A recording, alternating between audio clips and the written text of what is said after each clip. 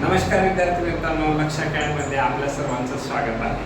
आजचा आपण विषय घेऊन आलेलो आहोत मूलद्रव्य व अनुअंक, elements and their atomic number. अनेकदा स्पर्धा परीक्षांमध्ये किंवा इयत्ता 10वीच्या विद्यार्थ्यांसाठी सुद्धा परीक्षांमध्ये अनेकदा यांचे मूलद्रव्य व त्यांचे अनुअंक विचारले जातात। मुलांना त्याची माहिती नसल्या कारणास्तव किंवा ते पाठ नसल्या कारणास्तव त्यांच्यावरील अनेक प्रश्न त्यांचे चुकत असतात। मग आज आपण त्याची एक छोटीशी ट्रिक्स पाहूया की जेणेकरून तुम्हाला मूलद्रव्य व त्यांचे अनुअंक लक्षात ठेवण्यासाठी मदत मिळणार आहे। तर पाहूया कोणकोणते मूलद्रव्य आपल्याला विचारले जातात। तर साधारणतः 1 ते 19 किंवा 20, 1 ते 20 पर्यंतचे साधारणतः आपल्याला मूलद्रव्य विचारले जातात। तर आपण आज पाहूया की त्यांचे अनुअंक आपण कसे लक्षात ठेवायचे आहेत। अनुअंकाची एक छोटीशी व्याख्या मी तुम्हाला सांगतो की एखाद्या ॲटम मध्ये, समजा हा एखादा ॲटम आहे कार्बनचा, तर कार्बनच्या ॲटम मध्ये किती इलेक्ट्रॉन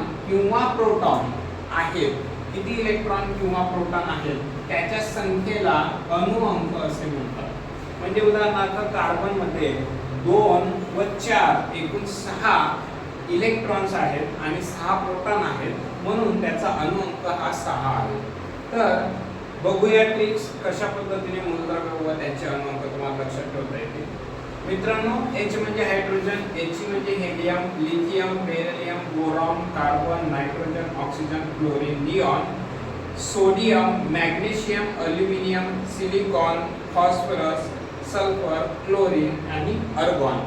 तर या मूलद्रव्यांचा आज आपण विचार करणार आहोत। तर समजा तुमचा एखादा मित्र आहे भूषण नावाचा, आणि हा भूषण याला कार्टून नेटवर्क पाहण्याची खूप सवय आहे। तर तुम्ही त्याला कार्टून नेटवर्क पाहण्यापासून थांबवायचं आहे, तर कशा पद्धतीने आपण एक लिंक मध्ये ते करण्याचा प्रयत्न केलेला आहे। हाय हॅलो, आता आपण व्हॉट्सअप मध्ये जसं लिहितो त्या पद्धतीने, हाय हॅलो ली बे भूषण, हाय हॅलो ली बे भूषण कार्टून नेटवर्क ऑफ, याला म्हणायचंय कर।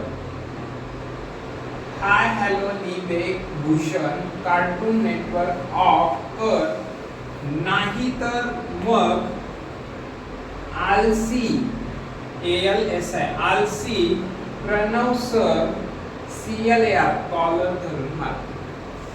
ठीक आहे, तर परत एकदा मी तुम्हाला सांगतो, हे हॅलो ली बे भूषण कार्टून नेटवर्क ऑफ कर, नाही तर मग आलसी प्रणव सर कॉलर धरून मारतील। तर अशा पद्धतीने तुम्हाला एक लिंक करून दिलेला आहे आणि तुम्ही त्या पद्धतीने त्यांचे नंबर जर दिले तर तुमचे अनुअंक आपोआप लक्षात राहणार आहेत। तर याचा उपयोग तुम्ही तुमच्या स्पर्धा परीक्षेत किंवा 10वीच्या परीक्षांसाठी नक्की करा आणि तुम्हाला आवडल्यास नक्की लाईक, शेअर आणि सबस्क्राईब करा। धन्यवाद।